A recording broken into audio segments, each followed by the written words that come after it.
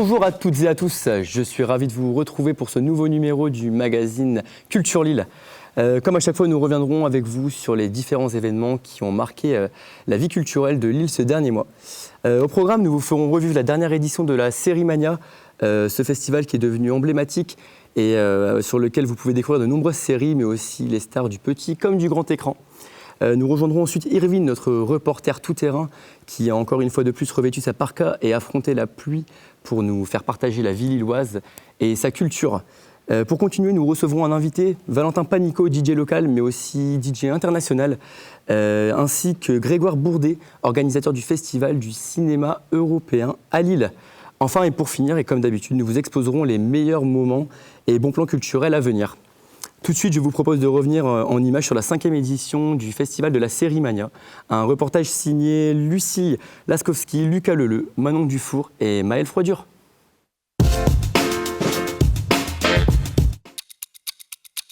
Implantée à Lille depuis 2018, la nouvelle édition du Festival Série Mania s'y est tenue du 18 au 25 mars dernier. Nous revenons aujourd'hui sur cet événement qui propose tous les ans à des milliers de festivalières et festivaliers de découvrir de nombreuses séries et activités. Pour commencer, allons faire un petit tour au tri postal, là où se situe le village du festival.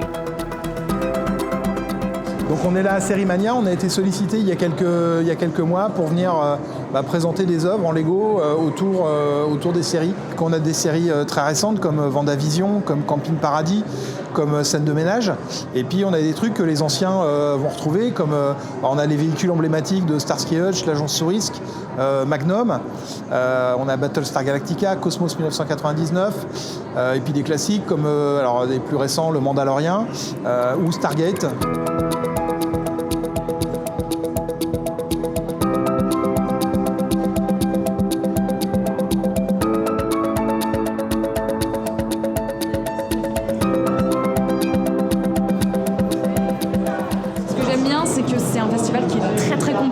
C'est quasiment, notre mission à nous, c'est de tout couvrir ou presque, mais c'est quasiment impossible tellement il se passe de choses. Et ce que j'aime beaucoup aussi, c'est évidemment la richesse de la sélection. C'est-à-dire que c'est vraiment un endroit où on va pouvoir découvrir des séries qui sortent du lot et qui sortent des sentiers battus et de ce qu'on a l'habitude de voir. En plus d'accueillir des activités telles que des décors immersifs, des escape games ou encore une exposition sur les costumes emblématiques de la série Une nounou d'enfer, le festival propose également des ateliers destinés aux plus jeunes. Il y a toujours eu des actions éducatives, ça a pris de plus en plus d'ampleur parce que c'était des demandes aussi et puis une volonté du festival aussi de travailler auprès de publics jeunes et moins jeunes autour de l'éducation à l'image et de la série et de comment on fait une série. Ils sont plutôt captés par les différents types de séries qu'ils peuvent trouver. Ils sont aussi assez intéressés par le côté technique, par comment écrire la série et également par les interviews qu'ils ont pu voir, que ce soit des personnes qui sont en fait concernées par la création de la série en elle-même. Donc ça permet de voir un peu autre chose que ce qu'ils ont l'habitude de voir simplement sur Netflix, sans réfléchir à comment ça a été conçu derrière.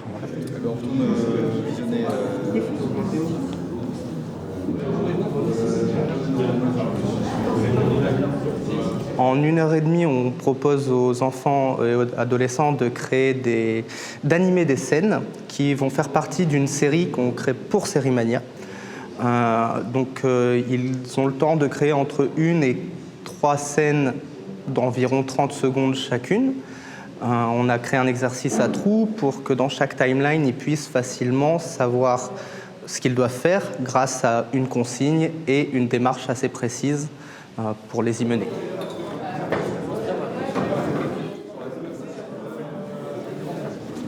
Cependant, Série Mania ne se résume pas à son fantastique village, et les projections restent la source d'attractivité principale des spectateurs plus ou moins aguerris. Jeudi, j'ai une projection des Bridgerton, et vendredi soir, j'ai une projection d'Atlanta, une série du coup. J'ai vu hier le premier épisode d'un truc qui s'appelle The Responder, anglais, magnifique, et j'ai vraiment envie de voir la suite. Il y a la séance spéciale de Sentinelle, qui est ce soir, qu'il faut que j'aille voir absolument. Je sais que plus tard dans la semaine, je dois avoir The Responder, j'ai déjà vu We Own the City, il faut que j'aille voir aussi Becoming Elizabeth. Donc il y a beaucoup de choses, j'ai un programme assez chargé et mon but c'est vraiment de m'ouvrir sur beaucoup de séries. J'ai pu voir la série Shark Tank Et j'ai adoré les 3 premiers épisodes et je peux que vous dire, allez-y. Certains et certaines, par passion ou par envie de découverte, se sont même portés bénévoles pour cette édition. Donc là, c'était des votes du public. Donc en fait, ils déposent les bulletins de vote à la fin dans les urnes. Et après, nous, on les récupère. On récupère, là, par exemple, tout à l'heure, c'était pour hors saison. Donc on a récupéré les urnes de l'entrée et de la sortie pour après évaluer comment ça se passe, la satisfaction en fait, des séries et le vote international après. Je m'occupe principalement de la production au sein de IGC. C'est-à-dire que je gère les accueils du public, les entrées et les sorties salles. Je gère tout ce qui est débat au niveau des passages du micro. Et au niveau de la sécurité, le public d'un côté et l'équipe technique de l'autre côté pour éviter des petits problèmes. Mais bien entendu, Sérimania, c'est aussi de nombreuses rencontres et des débats avec des célébrités dont raffole le public, comme par exemple Stéphane Bern. Je sors de la conférence de Stéphane Bern, donc au sujet de la royauté, de l'histoire et des séries. Franchement, en plus d'apporter pas mal de détails sur certaines scènes, par exemple de The Crown, il a beaucoup parlé de The Crown. Il rapporte pas mal d'anecdotes historiques et de vérités. Et j'ai trouvé ça plutôt intéressant. Genre vraiment, il faisait la différence entre tout ce qui était un peu imaginé et la réalité des faits. Et il trouvait un peu la subtilité, donc pour parler à un public qui n'y connaissait pas, etc. Et donc moi, j'ai réussi à apprendre des choses. Alors, j'ai regardé Les Tudors, j'ai regardé The Crown. The Crown. Donc c'était un peu la série la plus connue et la plus populaire du moment.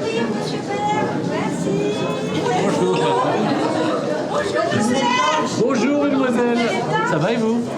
Bon, super. C'est super cool.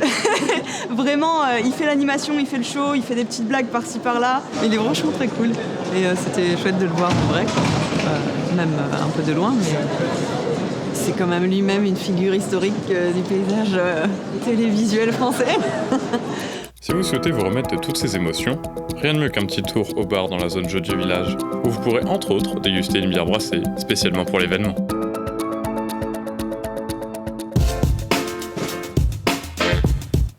Et pour retrouver le palmarès de cette 5e édition ainsi que toutes les séries diffusées, n'hésitez pas à vous rendre sur le site internet du festival www.serimania.fr. Tout de suite, nous allons accueillir un DJ qui est né et qui a grandi dans la métropole lilloise, mais qui se retrouve désormais à ambiancer toutes les salles d'Europe. Voici YouNamed. Bonjour. Bonjour YouNamed. Est-ce que vous pouvez retracer brièvement votre carrière et vos commencements? Alors moi je suis d'origine lilloise, effectivement. J'ai une formation plutôt classique à la base. Je viens du piano, du solfège. Je suis passé un petit peu par tous les styles étant plus jeune. Et depuis 2018, je me suis vraiment lancé dans la production de musique électronique. Ce qui à la base n'était pas du tout un but en soi, c'était juste pour m'amuser. Et petit à petit, en fait, les labels, les agences, les producteurs sont venus me chercher directement. Et le projet aujourd'hui est devenu professionnel puisque j'en vis actuellement. Et donc quels sont les artistes, les tendances qui ont influencé ce parcours? Je dirais qu'il n'y a pas qu'un artiste, j'ai toute la scène techno-locale et internationale qui m'inspire un petit peu régulièrement. Après, plus que les artistes, c'est plutôt les lieux, les festivals. Par exemple, le Dour Festival, qui est un festival que je fais depuis plusieurs années et qui m'a énormément permis de trouver de nouveaux artistes et de creuser un petit peu plus dedans. Et ce qui m'a forcé à chercher un petit peu plus dans tous les sous-genres de la techno qu'on peut avoir aujourd'hui. Donc avant de tourner dans les festivals, etc., dans tout le monde entier, vous avez commencé à Lille, dans les soirées à Lille. Quels sont vos meilleurs souvenirs? C'est ça, à Lille, grâce notamment à des petits acteurs locaux qui se sont battus quand même pendant un petit moment pour faire vivre la culture électronique, ce qui n'est pas toujours facile dans certaines grandes villes. Et grâce à eux, c'est vrai que j'ai très bons souvenirs de petites dates finalement, qui étaient les plus sympas parce qu'on était vraiment avec le public, proche avec eux, et ça m'a permis de découvrir énormément d'autres producteurs aussi locaux, qui aujourd'hui tournent pas mal aussi avec moi. Donc la proximité avec le public est importante, c'est ça? Ouais, très importante. Et quels sont vos projets à venir, vos futurs concerts? Maintenant que le Covid est pour l'instant fini, on croise les doigts, j'ai pas mal de dates qui arrivent donc, dans la métropole lilloise, en solo et en live aussi en duo, et un petit peu dans toutes les villes de France. Donc là, par exemple, je vais voir Strasbourg, Rennes, Nantes, Paris à venir, mais aussi à l'international, puisque j'ai l'Écosse, l'Angleterre, la Belgique et l'Allemagne prochainement. Donc j'ai un planning assez rempli. Oui, un agenda bien chargé. Et vous parliez de Festival de Dour, donc vous avez des festivals prévus cette année ou pas? Alors pour l'instant, c'est en cours de booking, donc je ne peux pas en dire plus, que les agences sont en train de tout placer en ce moment. Mais oui, bien sûr, c'est en cours actuellement, donc notamment tout sur la France et la Belgique pour l'instant. D'accord, ok. Et quel est le projet qui vous ferait le plus kiffer? Bien sûr, pour de cœur, c'est le festival de Dour, puisque c'est mon festival que je suis depuis plusieurs années, enfin 8 ans quand même déjà. Donc c'est vrai que ça serait un rêve d'y jouer. Maintenant, il y a beaucoup d'autres festivals que j'aimerais aussi découvrir, bien sûr. Donc voilà. Oui, ça serait un festival qui vous rappellerait vos débuts, du coup. Bien sûr, puis le Dour Festival, ça reste le festival que tout Lillois connaît, je dirais, quand on est à côté. Donc oui, c'est sûr. Bon, on vous souhaite beaucoup de courage et beaucoup de succès également. Merci à vous dans vos prochains concerts et dans votre tournée, du coup. Grand merci à vous, Unnamed, et une très bonne journée. Alors, c'est désormais l'heure d'embarquer avec Irvine, notre reporter tout-terrain. Ce mois-ci, il nous emmène au cœur de 2 événements emblématiques de notre ville, la foire d'art contemporain Art Up et le festival de vidéomapping, qui feraient tous les deux leur retour après leur absence du forcé à cause du Covid. Sans plus attendre, je vous donne rendez-vous pour Art Up, la plus grande foire d'art contemporain des Hauts-de-France. Ici, plus d'une centaine d'exposants vont se retrouver autour de la thématique de la transparence et de la lumière. Alors, suivez-moi.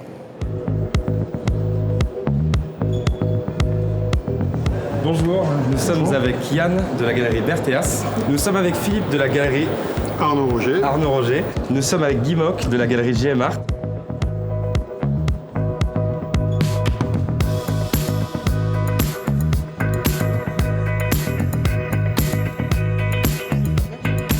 Sur l'édition 2022, un gros focus sur l'abstraction lyrique de Jean Miotte, l'artiste suédois Bernt Lindström, Ben Vautier et quelques pièces de Claude Gilly. Alors on a des piliers qui sont là, comme Charles Fazzino, qui est numéro 1 mondial du pop art 3D. On a également Bertrand Lefebvre, qui était sur ça, c'est l'historique à la galerie. Et puis on a des petits nouveaux, comme vous pouvez voir derrière. Justement, David Defebvre. Je pensais qu'il était question de pop art 3D ici. Voilà. Est-ce que vous pouvez nous parler un peu voilà, là c'est un monsieur qui travaille dans les bénisteries et qui a fait une formation de lacqueur et qui vient nous régaler de ses œuvres. Ici, il est beaucoup question de street art, comme vous l'avez dit, parce qu'on a pris la suite. Au départ, on a commencé avec les Cobras, puis après on a fait les optical art, et ensuite on est venu au pop art. Ouais. Et naturellement, la suite, aujourd'hui, c'est le street art. Bon, les artistes street art, il faut bien comprendre, au début, on commençait sur les murs, c'était fait pour disparaître. Et aujourd'hui, au contraire, ils veulent être pérennisés, ils sont dans les musées, ils sont chez les particuliers. On est passé d'une clandestinité au monde de l'art. Absolument. Et donc aujourd'hui, notre galerie correspond à ce développement des street arters.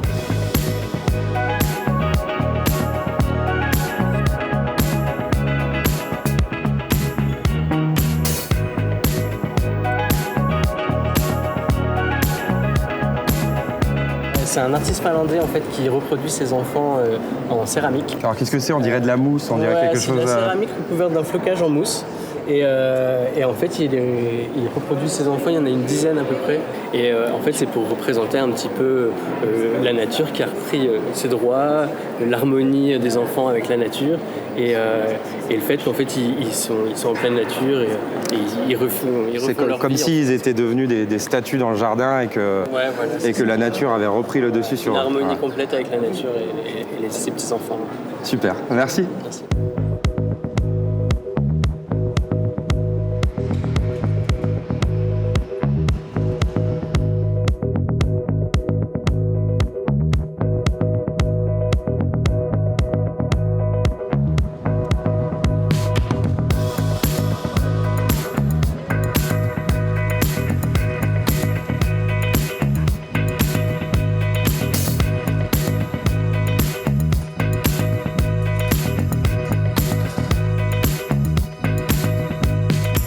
Cinquième édition cette année, après 2 années un peu mouvementées par rapport à la pandémie.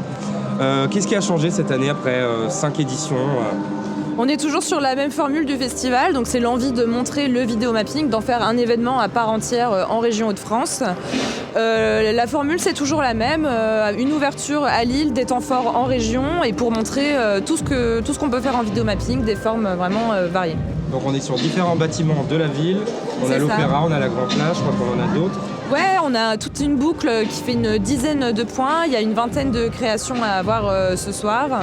Et puis ensuite, en région, ce sera des événements un peu plus ponctuels. Et bien sûr, ce sera des choses différentes à chaque fois.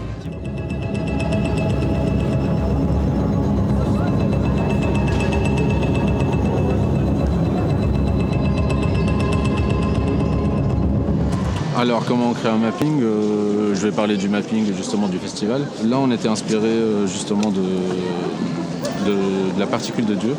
Et en fait c'est l'endroit qui nous a inspiré justement, c'est les voûtes, les voûtes, c'est ça. Et du coup on a essayé de détourner ça justement, de prendre quelque chose de religieux et la détourner en image immersif, justement avec un côté immersif. Et en termes de musique, comment tu travailles aussi? En termes de musique, pour ce mapping-là, on a travaillé avec un compositeur sonore qui travaille avec nous, les rencontres visuelles, Alexis. Et ce qu'on a fait, c'est qu'on a un échange en fait entre créateurs d'images et son. Et ce qu'on a fait, c'est qu'on a créé des images et lui, il vient compositer par-dessus. Ou parfois, on a aussi d'autres cas où on reçoit la bande sonore et on crée des images. You just saw the video mapping festival in the church? Yeah, true. What did you think about that? It's magnificent. I haven't imagined something like this. Like, I've been in this church maybe a couple of months before, but this is something totally different. Totally different. Yes. Maybe it's not even the same church in your mind. Yes, exactly. Yeah. On termine du 20 au 22 octobre à Amiens avec un parcours pour la clôture aussi dans la ville d'Amiens. Et là, la prochaine date du festival, c'est le 26 mars au Touquet.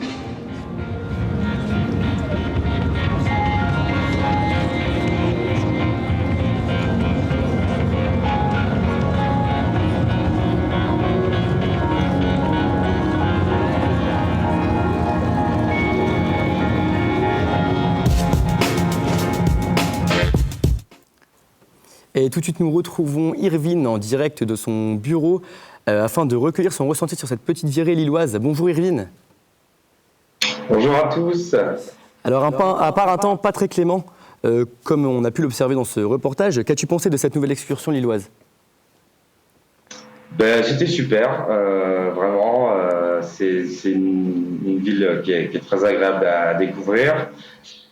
Et j'ai envie de dire que le mauvais temps, c'est pas forcément une mauvaise chose. En fait, on a pu déjà, ça fait presque partie de l'image qu'a la ville. Donc quelque part, sur le premier jour, on a eu du beau temps, sur le deuxième, on a eu de la pluie. Mais en tout cas, ça nous a pas empêché de profiter, de pouvoir apprécier les différentes œuvres du Festival d'art contemporain, Art Up. Et puis aussi, donc même sous la pluie, même sous un peu de pluie, de voir les différents mappings sur les monuments historiques de la ville. Et d'ailleurs, on n'était pas les seuls. Il y avait beaucoup de spectateurs, même malgré les intempéries. Et il me semble, si je ne me trompe pas, que tu es déjà allé à Art Up il y a quelques années. As-tu vu une différence en termes de qualité ou autre entre ces deux éditions? Oui. En fait, moi, j'avais fait une édition en 2017 ou 2018, je ne sais plus exactement. Ces deux éditions, on a eu le pass sanitaire qui a changé quelques conditions d'entrée ou pas. La grosse différence pour moi, c'est aussi que la première fois que j'y étais allé en tant que touriste un week-end. Et là, cette fois, on était plutôt rencontré des publics différents, avec notamment des personnes qui viennent pour acheter de l'art. Et donc, on a pu découvrir le salon d'une façon peut-être un peu plus tranquille aussi. Voilà. Il y avait moins de monde dans les allées. D'accord. Et qu'est-ce qui t'a plus touché dans les œuvres que tu as pu voir dans ces deux événements? Moi, ce qui m'a le plus touché, vraiment, c'est surtout ce qu'on a vu à la fin du reportage, avec notamment ce mapping sur la gare, sur l'île Flandre, où on voyait une jeune fille. Enfin, on voyait d'abord toute la façade de la gare qui se transformait en une espèce d'étendue d'eau, comme si c'était une piscine. Ensuite, il y avait une jeune fille en animation qui venait courir devant, et une thématique autour du voyage et des trains. Et donc, on la voyait plonger à travers différentes flaques d'eau flaque d'eau qui se transformait ensuite en train. Ça, c'était très intéressant à voir. Sinon, il y a une rencontre avec Hamza Mrabet qui nous a expliqué comment il s'y est pris pour créer un mapping dans une église. Et ça, c'est très intéressant aussi. D'accord, donc une magnifique expérience. Un grand merci Yvine pour ce reportage. Et en début d'émission, nous vous parlions de Sérimania. Je vous propose maintenant de découvrir un autre festival, celui du cinéma européen de Lille, qui se tiendra du 15 au 21 avril 2022. Pour ce faire, je suis ravi d'accueillir sur le plateau Grégoire Bourdet, président du Festival européen de Lille. Bonjour Grégoire. Bonjour. Pouvez-vous nous présenter brièvement ce festival ? Bien sûr. Alors, le Festival du cinéma européen a lieu dans la ville de Lille depuis maintenant 1984 et a pour but de présenter dans nos 3 cinémas partenaires que sont l'UGC Cinécité, le cinéma associatif L'Univers et le Majestic, nos séances en compétition qui sont composées donc de courts-métrages venus de toute l'Europe et également donc de favoriser la rencontre entre les équipes professionnelles qui peuvent venir présenter leurs courts-métrages et le public, et également de faciliter l'accès à ce format qui est finalement peu connu, donc celui du court-métrage. D'accord, donc une 38e édition, c'est pas rien quand même. Comment avez-vous fait pour gérer la crise du Covid et la reprise là justement cette année de ce festival ? Alors pour gérer la crise du Covid, c'est très simple, on est passé totalement en distanciel et on est particulièrement fiers de la 37e édition qui a été mise en distanciel puisqu'on a réussi finalement à passer en distanciel la quasi-majorité de toute notre programmation, ainsi que nos événements en dehors de la programmation officielle avec les conférences, des interviews, etc. Et pour cette année, on est très heureux de pouvoir, même si ça a été un peu difficile, de pouvoir reprendre en présentiel toute notre édition du festival. Et donc vous faites partie du jury aussi qui sélectionne les projets ? C'est tout à fait ça. Et quels sont les critères pour sélectionner de bons projets ? Alors en tant que membre du comité de sélection, je peux dire qu'il y a des critères, on va dire, généraux, donc qu'un court-métrage doit respecter une certaine durée, et dans le cadre de notre festival également, il faut qu'il vienne d'un pays européen. Après, de manière plus profonde, on peut dire, on a des critères qui sont des minimums requis, à savoir par exemple sur la réalisation, sur le montage, sur le son ou sur le jeu d'acteur, etc. On a besoin que ces critères soient remplis, mais de manière générale, on ne demande pas par exemple aux équipes de réalisation de respecter un thème ou quoi que ce soit, c'est libre.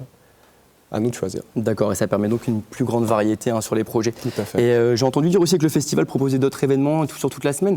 Quel événement organisé vous pouvez nous conseiller et à ne pas rater sur cette semaine ? Alors on en organise plusieurs sur la semaine du festival. Un que j'affectionne tout particulièrement, c'est la conférence de notre invité d'honneur, donc à la FNAC de Lille, qui cette fois-ci verra Elie Moon, donc pour le 15 avril.